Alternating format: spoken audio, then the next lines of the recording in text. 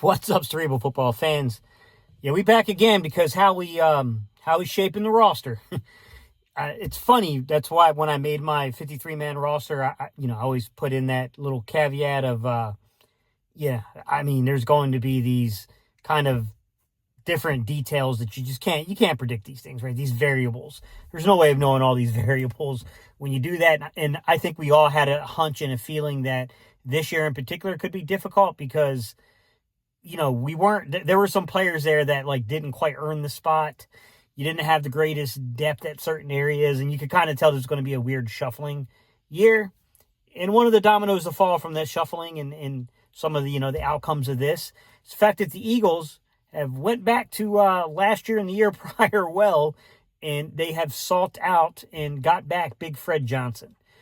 If you remember when I made the 53-man roster video, guys, when I was talking about the way I was constructing the roster, one of the reasons I left Kendall Lamb off the the initial 53 was that, number one, I thought the young man had a wonderful story, and I hate it for him because it's probably, unless he gets put on the practice squad, probably is where he separates from Philadelphia, to be quite honest. And he seems like a really good guy, to be quite honest. It was dealing with some back issues, coming back, trying to get his football, career back on track. I wish him the best if he even decides to keep seeking out football. I don't know what the future holds for that young man. But one thing I brought up about him besides the injuries was the fact that he's got shorter arms. He had shorter arms, actually, for a tackle. He was sub 32.5-inch arm reach.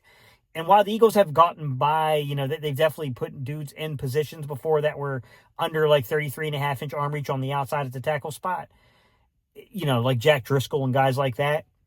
It's not the comfort zone, right? I mean, if you look at Jordan Mailata, you look at Lane Johnson, you look at Big Fred now, these dudes all got 35-inch plus arm reach.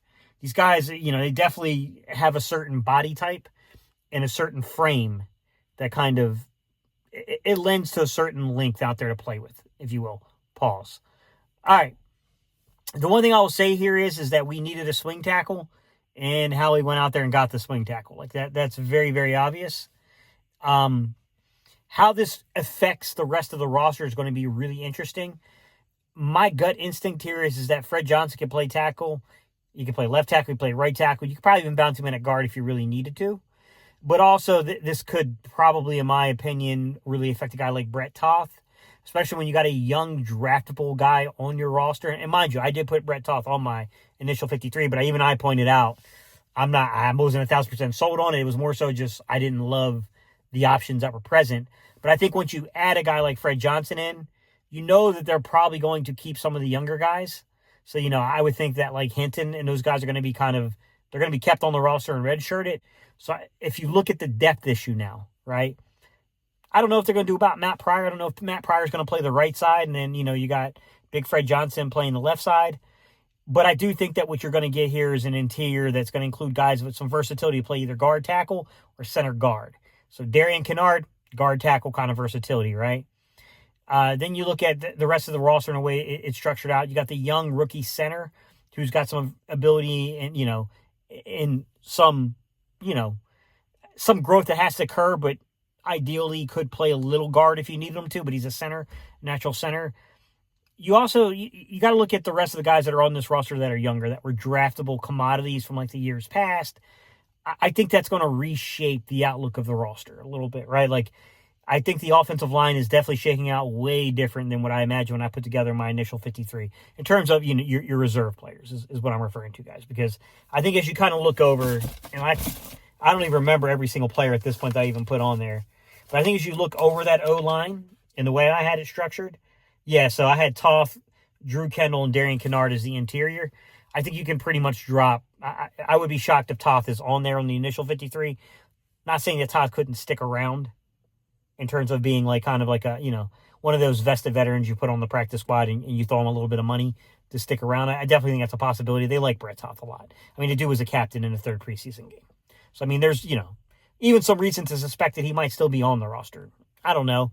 I tend to be a little, reserved in that belief set there, to be quite honest. I'm not overly, a believer in that. I think when you got a kid that you drafted the year prior out of Michigan, who's also a guy who can play guard and center, I'm leaning that way, to be quite honest, about the way that they're going to structure and shape that offensive line.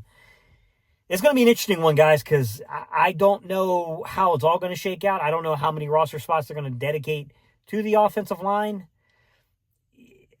You know, what do you do with guys like Hinton? I thought Hinton had some decent film, right? I mean, I definitely got a lot of work to go there. You know, he wasn't a finished product. I can tell you that by the film. However, I thought that Hinton in particular is a guy that, like, you know, it can make it difficult to how you want to do this. Like, are you going to do Fred Johnson and Hinton? Hinton's just basically going to be redshirted a little bit. And then you're going to still keep a guy, like, you know, you have a guy like Matt Pryor. And then you got your Darian Kennards, right? Then you got your, you know, your Drew Kendalls of the world.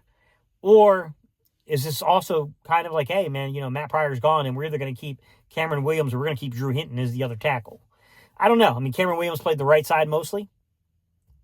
Well, it's interesting, right? I mean, the next domino to fall that I think gives you a little idea is going to be a combination between what they do with Brett Toth and what they do with Matt Pryor, right? Two guys with familiarity. You know, Brett Toth's been around this organization for a really long time. He was a guy they liked a lot when they brought him in here as an undrafted free agent.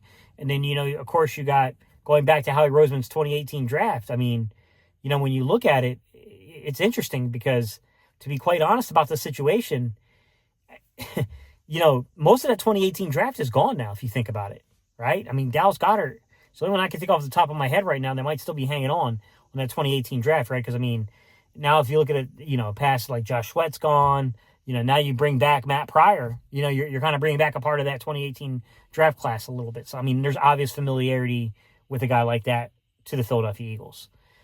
Those are the two I'm looking for. Like, what do they do with Toth? What do they do with Matt Pryor? Because then that kind of tells you a little bit about the younger guys, right? Once you add in, like, these guys, like, now you got three competent backups, right? That's the thing, is that Fred Johnson, Darian Kinnard, and Drew Kendall, there's some competency there, right? Drew Kendall, still a rook, still young. Not ideal if he's got to go enter a game, but I still feel better about him than I felt about a lot of people that they were talking about potentially making this team, to be quite honest.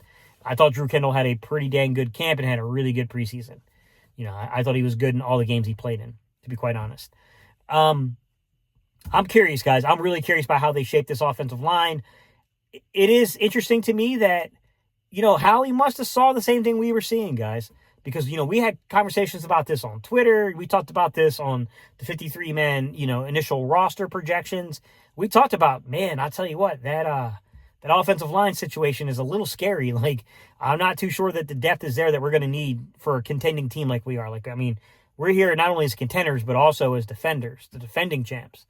And that's something to pay attention to, guys, is the fact that, we weren't comfortable. They weren't comfortable, very clearly, the front office. And now they're going out there and addressing the situation. I'm curious what you guys think, though. Are you set on it's going to be a youth movement? You think that what remains of the roster is going to be like your Hintons or your Cameron Williams or your draftable assets you had from the year before, right? Guys like that can kind of come in and play roles for you. It's interesting, guys. It's going to be an interesting way to round out this roster. Dominoes are falling in ways that I certainly wouldn't have suspected just a few days ago, but we all kind of knew it was a possibility too. Like, we knew Howie would probably try to do whatever he could do with all these picks he has in these upcoming drafts to try to shore up this roster if he can. All right, y'all. Peace. I'm out of here.